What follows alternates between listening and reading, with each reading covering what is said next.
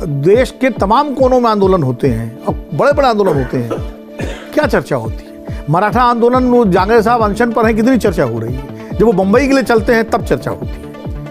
तो दिल्ली चलो इसलिए महत्वपूर्ण हो जाता है किसी भी आंदोलन के लिए, दिल्ली हम पहुंचेंगे तो हमारी बात सुनी जाएगी, मीडिया में चर्चा होगी और सरकार तक बात पहुंचेगी, इसलिए दिल्ली चलो महत्वपूर्ण हो जाता है किसी भी आंदोलन के लिए, चाहे वो आदिवासी हो चाहे मजदूर हो। अभी ओपीएस को लेकर रैली फिर होने वाली है, अभी दिल्ली में हुई तभी, और अब तो ये होने लगा दिल्ली में कितनी बड़ी रैली हो जाए उसकी भी चर्चा कई बार नहीं होती है। तो अब अगर चर्चा ही नहीं होगी तो क्या करेंगे लोग? दूसरी बात मैं बताऊं आपको, ऐसा नहीं कि दिल्ली कोई किसान पहली बार आए। राजीव गांधी प्रधानमंत्री थे और महेंद्र सिंह टिकैत आकर के लाव लश्कर समेत बोट क्लब पे बैठ गए थे जी। और 31 अक्टूबर को इंदिरा गांधी की शहादत दिवस पर एक बड़ी रैली कांग्रेस ने प्लान कर रखी थी और वो आके 3-4 दिन पहले ही बैठ गए थे। अब समस्या थी कि क्या करें, खाली कराएं कैसे? ना उनको दिल्ली बॉर्डर पर रोका गया, ना उन पर लाठियां चली, ना उन पर आंसू गैस चले, ना सड़कें खोदी गई, और वो भी 1-1.5 लाख लोग थे कम से कम, पूरा बोट क्लब दोनों तरफ भरा हुआ था और ज़्यादा ही होंगे। और उसके बाद उस तत्कालीन सरकार ने अपने कार्यक्रम का स्थल बदल के लाल किला मैदान कर दिया। किसानों से बातचीत हुई, बलराम जाखड़, नटवर सिंह जो उस वक्त नेता, राजेश पायलट, ये लोग लगातार टच में रहे और बाद में शांतिपूर्वक तरीके से किसान वापस चले गए। कितनी मांग मानी गई कितनी नहीं मानी अलग बात है, लेकिन एक मैनेजमेंट हुआ। मेरठ में मैं था जिसकी चर्चा रामपाल जी कर रहे थे, करमुखेड़ी में गोली चली थी शामली में, उसके बाद टिकैत ने मेरठ धरने का ऐलान किया था। कलेक्टर थे विजय शर्मा, जो मुख्य सूचना आयुक्त भी रहे। विजय शर्मा ने खुद, जो मैंने अपनी किताब में भी लिखा है, उनको लखनऊ से वीर बहादुर सिंह मुख्यमंत्री से निर्देश थे कि इस आंदोलन को आप अपने तरीके से इसको हैंडल करिए, बस 2 चीज़ें ध्यान रखिएगा, किसानों पर न गोली चलेगी न लाठी चलेगी। ये निर्देश थे सख्त। बाकी आप कैसे करना, कहाँ रोकना, कहाँ तक आने देना है आप, और उन्होंने आने दिया और वो सीढ़ियाँ मैदान में आकर के बैठ गए और उसके बाद करीब 27-28 दिन 1 महीने तक बैठे रहे और बाद में वापस गए।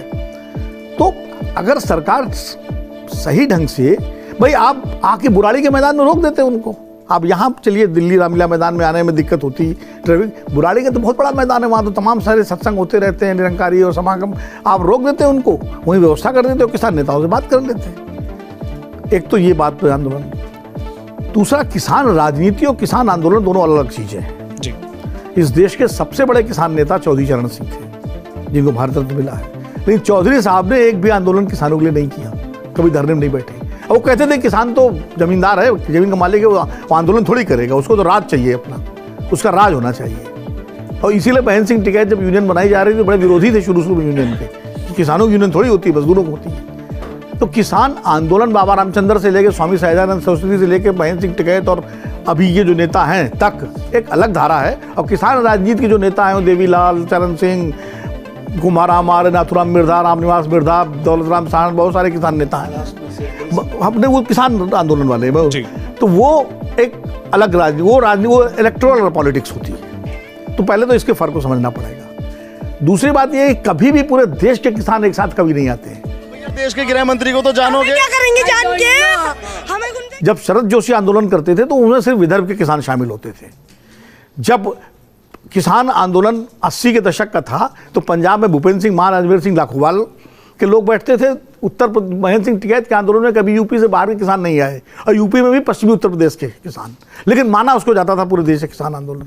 नरसिम्हा स्वामी जब बैठते थे तो कर्नाटक के किसान, बिपिन भाई देसाई तो गुजरात के किसान। तो ये किसान आंदोलन का चरित्र कभी एक बार सिर्फ देश में, मैं चौधरी चरण सिंह की रैली की बात नहीं कर रहा हूँ, चौधरी चरण सिंह की किसान रैली सबसे बड़ी रैली हुई थी और एक इंदिरा गांधी ने रैली की थी, लेकिन एक किसान रैली हुई थी 2 अक्टूबर 1989 को, जो पहली बार देश के किसान संगठन दिल्ली बोट क्लब पर आए थे, लेकिन उसमें लाठी चली किसानों के बीच में।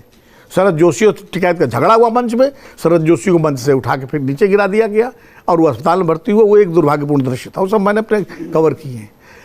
अब बात आई कि किसानों की, जैसे कहा जाता है कि भाई वो रेंज रोवर पे चल रहे हैं, अरे आजकल तो काम वालियाँ भी मोटरसाइकिल से आती हैं, समाज बहुत आगे बढ़ गया है। जो मेड आती है ना, उनके पति उनको मोटरसाइकिल से छोड़ के जाते हैं।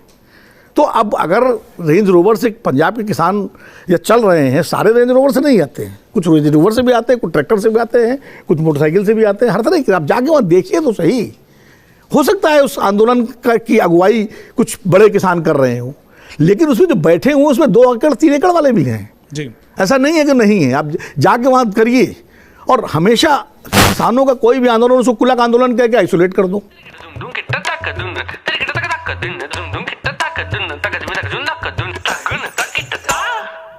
अच्छा, एमएसपी अगर कानूनी गारंटी होगी तो उसका फायदा खाली पंजाबी किसानों को थोड़ी मिलेगा।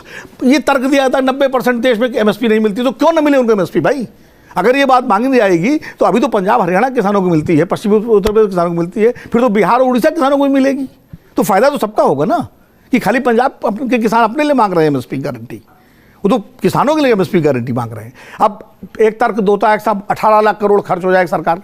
एमएसपी गारंटी का मतलब ये नहीं सरकार सारी खरीद करे, सरकार तो उतनी खरीद करेगी जितनी करती है, और सरकार तो एमएसपी पे ही खरीद करती है जी। जो प्राइवेट प्लेयर्स हैं उनके लिए वो एमएसपी पे खरीदें, जो कि एमएसपी से कम दाम पे खरीद के बेचते हैं और सरकार को ही बेचते हैं। वो बड़े बड़े जो व्यापारी हैं वो खरीद के किसानों से कम दाम पे और सरकार को एमएसपी बेचते हैं, तो उस पर रोक लगेगी।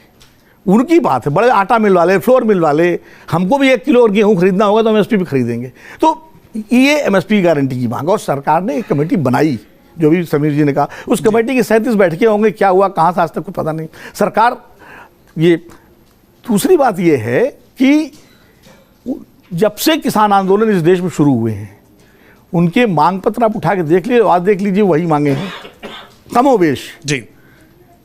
तो क्या मतलब किसी भी सरकार ने उनके पर ध्यान ही नहीं दिया या उनको गंभीरता से नहीं लिया? वोट के समय तो सब किसान प्रेमी हो जाते हैं। देखिए, ये पाबंद लगाने से काम नहीं चलेगा कि आपने उनको किसान सम्मान निधि दे दी, नहीं चाहिए किसान सम्मान निधि।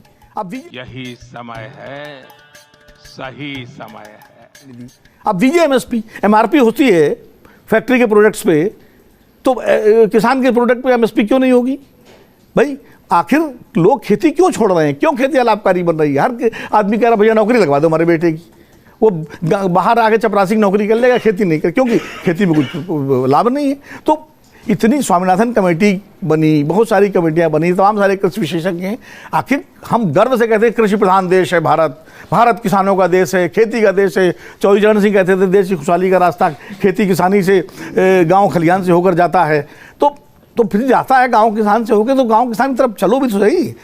आज भी कोविड काल में जब पूरे देश की अर्थव्यवस्था माइनस में थी तो अकेले एग्रीकल्चर सेक्टर ने 3% की ग्रोथ दी थी। तो ये भी देखना चाहिए कि हमारी जो है बुनियाद और जड़ कहाँ पर है। फिर सबसे बड़ी बात यह है, मैं एक सरकार की बात नहीं कर रहा हूँ, मैं किसी मोदी सरकार या मनमोहन सरकार की बात नहीं, ये सतत सरकारों का रवैया है कि उनके प्रो कॉर्पोरेट जो है पॉलिसी, और जो सरकारों में कॉर्पोरेट लॉबी बैठी हुई है वो नहीं चाहते हैं कि खेती पर कोई ज़्यादा ध्यान हो, और ये सच्चाई है।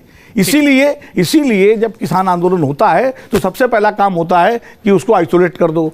हर जो है उसमें आइसोलेट कर दीजिए, ये तो कुलक हैं, ये बड़े किसान हैं, ये ज़मींदार हैं, ये अमीर हैं, ये ट्रैक्टर पे चलते हैं, ये उस पर, अरे भाई ट्रैक्टर पे चलते हैं। आज़ादी के आंदोलन में वकील थे सबसे ज़्यादा, उसके बाद पत्रकार थे, उसके बाद सब सेठ लोग थे। गरीब आदमी तो बाद में आया ना आंदोलन में, वो तो तब भी खेत में काम कर रहा था। तो कह दो खारिज कर दो उसको कि वकीलों का आंदोलन है, ये तो देश का आंदोलन है ही नहीं। जेपी आंदोलन में राजनीतिक दल थे, राजनीतिक कार्यकर्ता थे। कौन सा आम आदमी उसमें जेल गया था? पॉलिटिकल पार्टीज के वर्कर जाते थे जेल, तो खारिज कर दो। तो ये नहीं होता है कि आंदोलन में पूरा देश एकदम थोड़ी सड़क पर आ जाता है। फिर ये चलाना कि साहब बाकी वर्ग मजदूरों में, अभी एनपीएस को लेकर कर्मचारी नहीं क्या गोलबंद हो रहे हैं क्या? ओपीएस को लेकर के, अग्निवीर को लेकर के लोगों में संतोष नहीं, तो हर वर्ग में है। ठीक है, सरकार भी तरीके से एड्रेस कर रही है। राजनीतिक फायदा हर विपक्ष में रहता दल उठाता है। जब राम मंदिर को लेकर आंदोलन हो रहे थे और सड़कें रोकी जा रही थी और यात्राएं निकल रही थी, तब डिस्टर्बेंस नहीं हो रहा था, गोलियां चलती थी और दंगे होते थे, क्या नहीं हुआ था तब? वो तो सांस्कृतिक और राष्ट्रवाद का आंदोलन था। ये आंदोलन जो है, किसानों का आंदोलन जो है, वो देश विरोधी हो गया। फिर जो पिछड़ा आंदोलन था उसको भी शुरू में खालिस्तानी, आतंकवादी, देश विरोधी, कम्युनिस्ट, माओवादी सब कहा गया था। बाद में उसी आंदोलन को प्रधानमंत्री जी ने स्वीकार किया और कहा मेरी तपस्या में कोई कमी रह गई होगी और इसलिए वापस ले रहे हैं। तो आखिर ठीक है, ये आंदोलन किसानों का जो हो रहा है, इसमें अभी सारे संगठन वो नहीं हैं, लेकिन उन संगठनों ने भी कहा है कि अगर जुल्म हुआ तो हम इनके साथ खड़े होंगे। तो अब सवाल ये है कि आप बातचीत जब कर रहे हो, अभी किसी ने, शायद प्रेम जी ने कहा था कि जब बातचीत हो रही है तो रात में आंसू गैस की गोली क्यों छोड़ रहे हो भाई? और दूसरी बात, जैसे अवधेश जी ने एक प्रश्न उठाया, बड़ा जायज प्रश्न उठाया कि ये तैयारियां किसने की हैं, कौन है इसके पीछे। तो ये जिम्मेदारी सरकार की है कि उसके पास सीक्रेट एजेंसीज हैं, खुफिया एजेंसीज हैं, वो पता लगाए और अगर ऐसे तत्व शामिल हैं तो उनको आइसोलेट करे, उनको वहाँ से उनके खिलाफ कार्रवाई करे और बाकी जो जेन्युइन किसान आंदोलन के लोग हैं उनकी बात